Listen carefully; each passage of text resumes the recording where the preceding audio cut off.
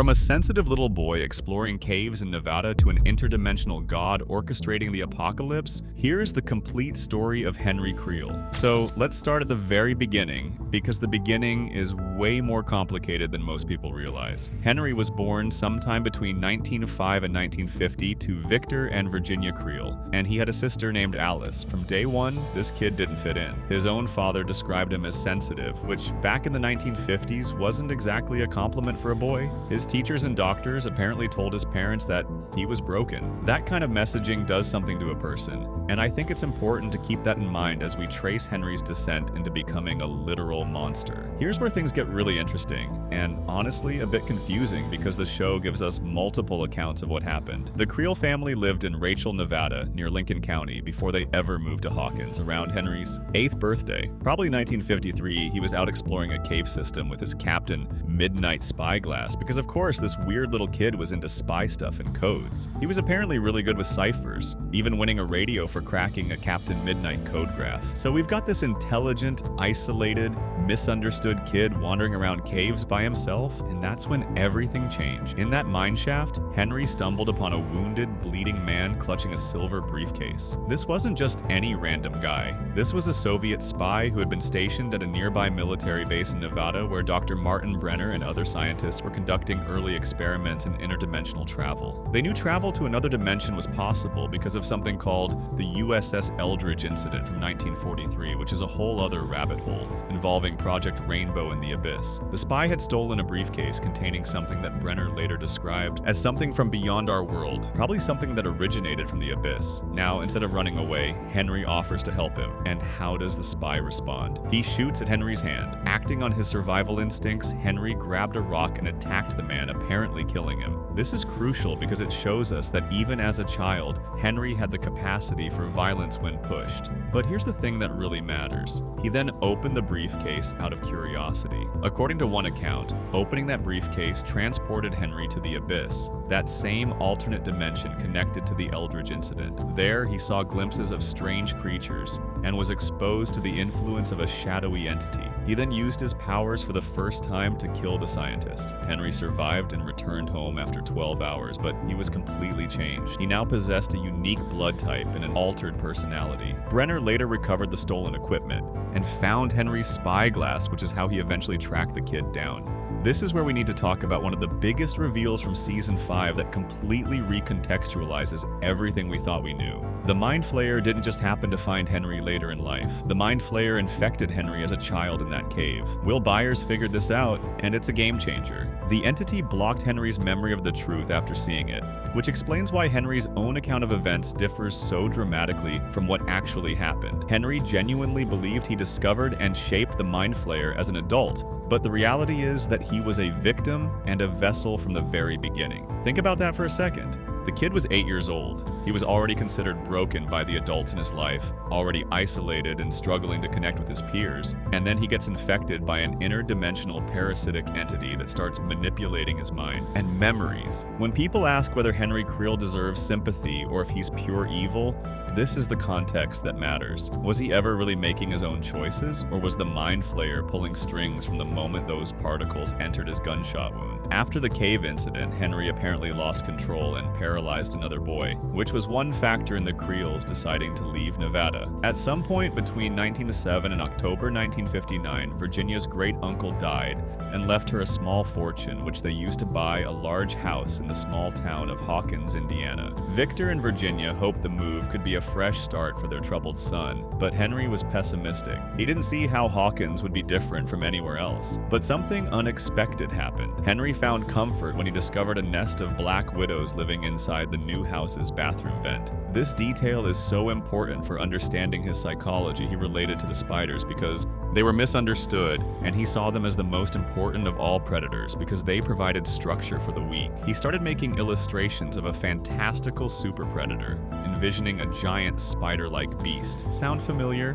That's the Mind Flayer. Henry was already conceptualizing the form that the entity would eventually take, years before he consciously shaped it in the Upside Down. Was this his own imagination? Or was the Mind Flayer guiding his thoughts even then? According to Henry's own telling of events, which we now know isn't entirely reliable, he grew to loathe human civilization at this age. He hated society's artificial structuring of time, the mindless play of eating, sleeping, working, reproducing, and dying. He didn't want to be part of it, and then he discovered, or maybe more accurately, he became aware of his psychokinetic abilities. He could manipulate the grandfather clock downstairs with the power of his mind alone. That clock, by the way, becomes one of the most iconic symbols of his curse in later seasons. The victims see it before they die. Henry started testing his abilities by mutilating and killing animals: rabbits, chickens, squirrels, dogs. As he went about these killings, he figured out how to reach into and manipulate minds and memories. Now, here's where the two accounts of events diverge significantly. Henry claimed he consciously chose to use his powers to torture his father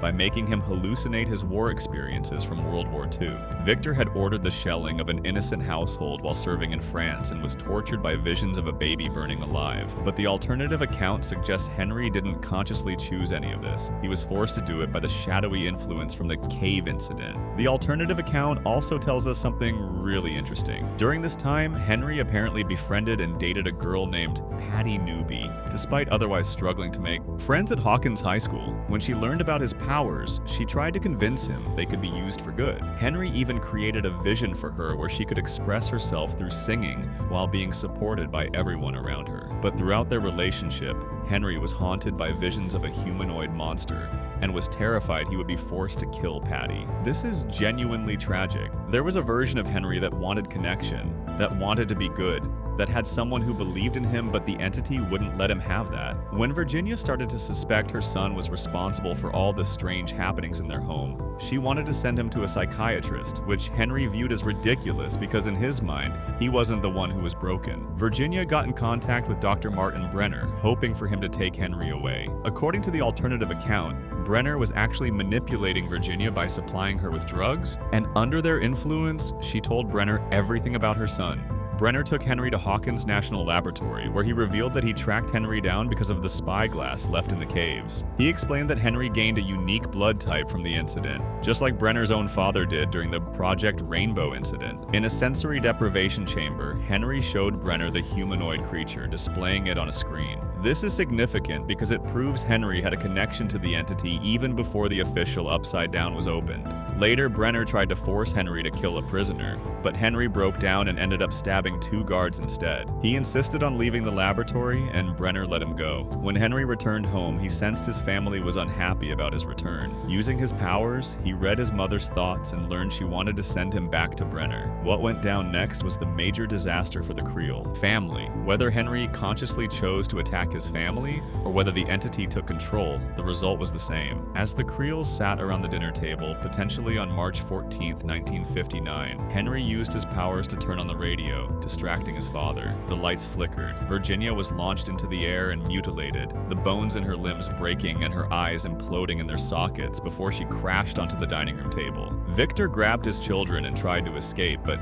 Henry jammed the lock with his powers while making his father hallucinate back to the war. While Victor was trapped in his own mind, Henry killed Alice the same way he killed their mother. He intended to kill Victor too, but he ruined his own plan by turning on the radio. The music playing provided Victor with an anchor to reality. He thought he heard the voice of an angel, and it allowed him to break free of his son's control. Victor collapsed. Henry collapsed too, having overexerted his powers and entered a coma. This detail about music as a lifeline becomes especially important in Season 4 when Max uses her favorite song to escape Vecna's curse. Victor woke up as the sole family member left relatively unscathed. He was arrested for the murders and sent to Penhurst Mental Hospital, where his mental health deteriorated so badly that he attempted suicide by gouging out his own eyes. He was stopped before he could actually die, but he would remain there for decades. believing a demon had killed his family. Meanwhile, according to the alternative account, Henry eventually woke up later that night and went to Hawkins High because he learned Brenner was trying to find Patty. A confrontation happened at the school atop the stage of a production of Dark of the Moon. Brenner tried to convince Henry that Patty was his weakness,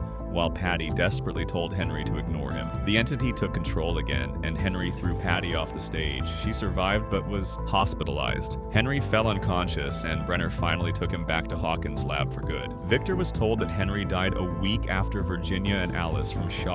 This was a lie. Brenner had fabricated Henry's death. Henry woke from his coma to find himself trapped at Hawkins National Laboratory under Brenner's watchful eye. He was designated the first of a new group of test subjects, and at some point, Brenner tattooed 001 on his forearm. That's right, Henry Creel was one, the original. Every numbered child that came after, including 11, was an attempt to recreate what he was. For some length of time, Brenner conducted tests on Henry's abilities, including his ability to imagine and destroy within the void and his remote viewing capabilities. But Brenner didn't trust him. He had a device called Soteria inserted into Henry's neck, a miniature suppressant that blocked his powers. Henry was demoted from test subject to orderly, forced to attend to the lab and assist. Brenner with the new generation of children. Brenner would occasionally order the other orderlies to torture Henry to keep him intimidated.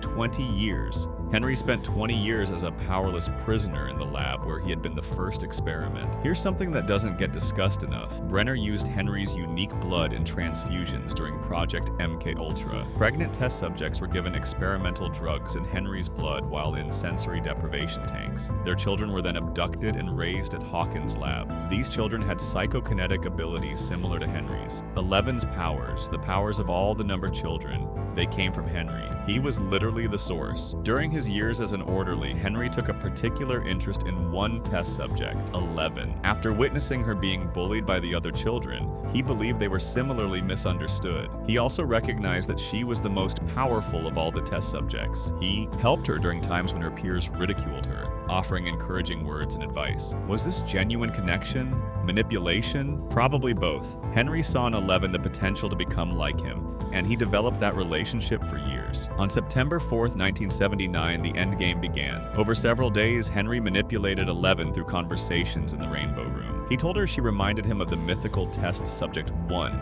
insisting that 1 was real despite Brenner telling the children otherwise. He advised her to use negative emotions like anger and sadness to better channel her abilities. He revealed that Brenner had lied about her mother's death. He was radicalizing her, turning her against Brenner while building her trust in him. On September 8th, Henry told 11 that the other children were planning to kill her. He gave her a key card and told her to meet him in the basement, where he showed her an escape route through a drain pipe. But first, he convinced her to first use her powers to remove the Soteria chip from his neck. The moment that chip came out, Henry's abilities came flooding back after 20 years of suppression. Security guards stormed the basement.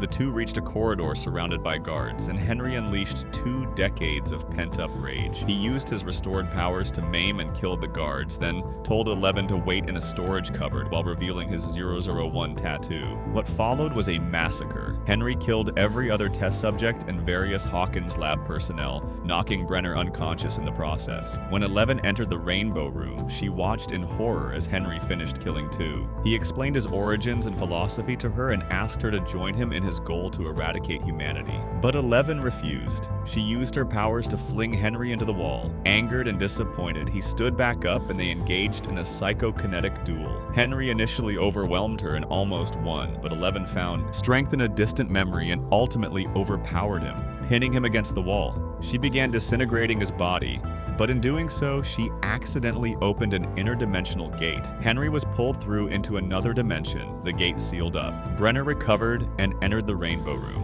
Though he initially believed 11 was responsible for the massacre, surveillance footage revealed the truth. Brenner was confused by Henry's disappearance, wondering if he was still out there somewhere, hiding in the darkness. He had no idea how right he was. After 11 sent him through the gate, Henry fell through a strange interdimensional space between 2 parallel planes surrounded by mountainous terrain and raging storms. He was constantly electrocuted by lightning. These strikes began his physical transformation from human to something else entirely. When he eventually emerged emerged, he would be unrecognizable as the boy from Indiana. Henry exited this falling space and entered a mysterious alternate dimension. According to one account, he had visited this place once before as a child, but he seemed to have no memory of it. At first, he thought it was a kind of purgatory, but he came to see it as a realm unspoiled by mankind. He explored the alien terrain, encountering many things, including faceless humanoid predators. And then he found what he called the most extraordinary thing of all, a swirling, storm-like mass of shadowy particles, a being through which various life forms could be psychically connected through a shared hive mind. Henry used his powers to reconstitute this mist organism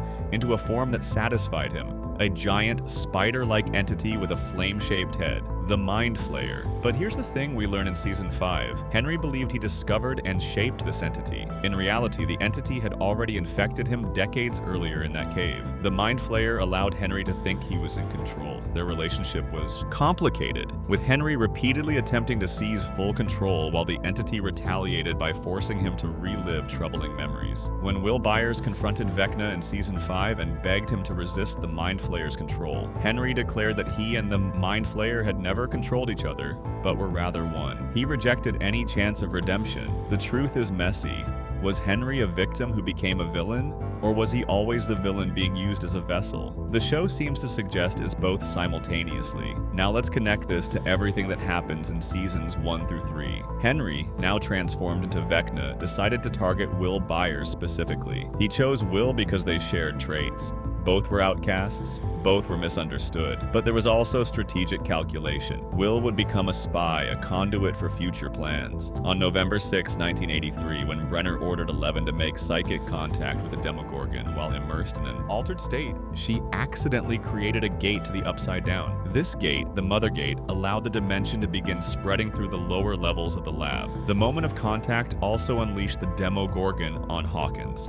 It attacked Will as he cycled home from Mike's house. But here's a detail most people miss. When Will ran home and tried to escape through the pulled front door, the door mysteriously unlocked itself. That wasn't the Demogorgon. That was Vecna, using the hive mind, manipulating events from the Upside Down. He was orchestrating Will's capture from the very beginning. Will hid and evaded the Demogorgon for days, but was eventually captured and taken to the Upside Down version of Hawkins' public library. The Demogorgon dropped Will on the floor and then stepped away and bowed as Vecna emerged from the shadows. Vecna affixed Will to the wall using vines and attached a tendril to his mouth as a feeding tube for organic matter. As Will woke up panicking, Vecna ran his hand across the child's forehead and promised they would do such beautiful things together. This single scene recontextualizes the entire first season. Will was specifically chosen by an intelligence that had been planning this for years. In 1984, Vecna and the Mind Flayer made their initial attempt at taking over the world through Will's psychic connection. They sent an army of demodogs to attack Hawkins' lab while possessing Will. 11 closed the Mother Gate, severing the psychic link and killing the creatures. Will's friends and family forced a piece of the Mind Flayer out of his body, but that piece remained dormant at Brimborn Steelworks until 1985, when Soviet machines opened a new gate and re-established the psychic link. Through this fragment,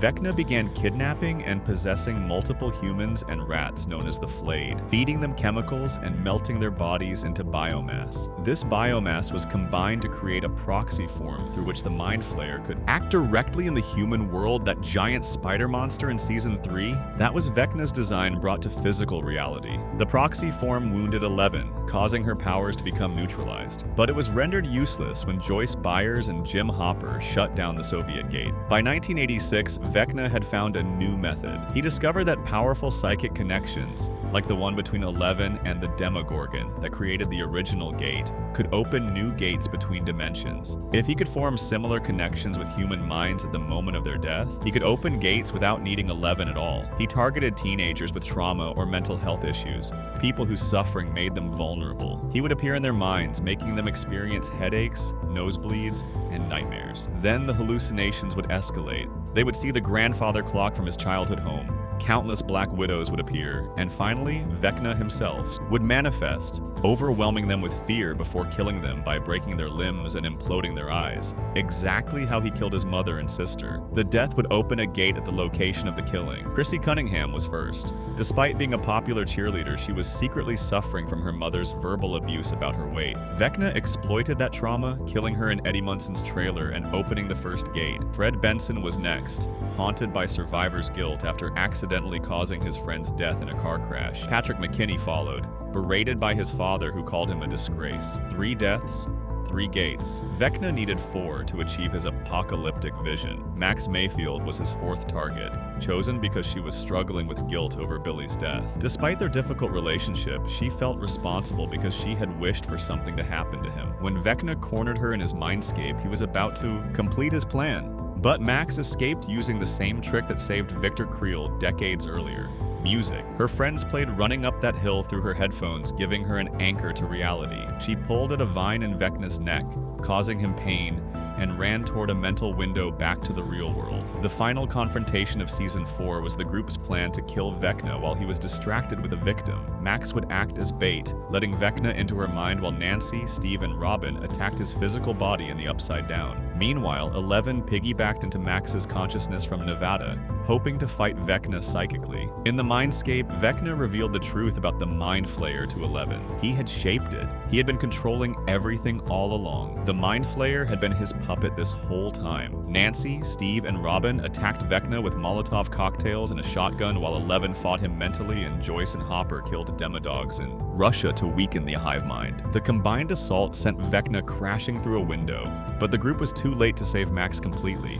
Though they revived her, she fell into a coma, and her momentary death opened the 4th gate. All 4 gates expanded and converged on Hawkins Town Square, creating an earthquake-like catastrophe that killed dozens. Vecna's plan had succeeded despite his apparent defeat. For 19 months after March 1986, Vecna disappeared. His body vanished from where it fell at the Creel house. The group searched the Upside Down repeatedly but found no leads. Meanwhile, Max remained comatose with her consciousness trapped in Vecna's mind. Lost and confused, she traveled through Henry's memories, including the Hawkins lab massacre and his time at Hawkins High. Eventually, Henry appeared within the memories and chased her until they reached a memory of a cavern. Max climbed into the cave, and Henry suddenly seized up in fear and fled. That cave was where the Mind Flayer first infected him. Even Vecna was afraid of that place. In November 1987, Vecna returned with a new strategy. Instead of targeting traumatized teenagers, he went after elementary school children. These children were deemed weak in body and in mind, perfect to become vessels for an unknown purpose. 12 children would be taken to something called the Pain Tree in the Abyss. But Vecna changed his approach. He appeared to the children as a benevolent imaginary friend, a persona that Holly Wheeler dubbed Mr. Watsit. Through this friendly disguise, he gained their trust, warning them about monsters while secretly sending demogorgons to capture them. A demogorgon attacked the Wheeler house to capture Holly, critically injuring Karen and Ted. Holly was taken to the Pain Tree, hooked up to feeding tube vines alongside other children. Her consciousness was sent into Vecna's mind, where Mr. Watsit claimed to have saved her from the monsters and promised that friends would soon join her. The group at WSQK, where the kids had set up their base, began to deduce Vecna's plan through Will's continued connection to the hive mind. They managed to prevent the capture of another child, Derek Turnbow, by setting traps and injuring the demogorgon sent after him. When the military covered up the gates and established a base in the Upside Down, Vecna launched a full assault on the MAC-Z, the military command center built where the 4 gates converged. Masses of demogorgons attacked, slaughtering soldiers, and then Vecna himself walked through the gate. He cleared through the military using vines and telekinesis. He summoned Will toward him and revealed his intention to use the children as vessels. He called Will his first vessel before retreating to the Upside Down. But Vecna had underestimated Will, reaching deeper into the hive mind than ever before. Will discovered he had Vecna-like powers. He used them to immobilize and kill 3 demogorgons instantly, and the connection that Vecna had established years ago to use Will as a spy had evolved into something else entirely. Will could tap into the hive mind and use it against its master. So, in the end, when they had their last big fight in the Abyss,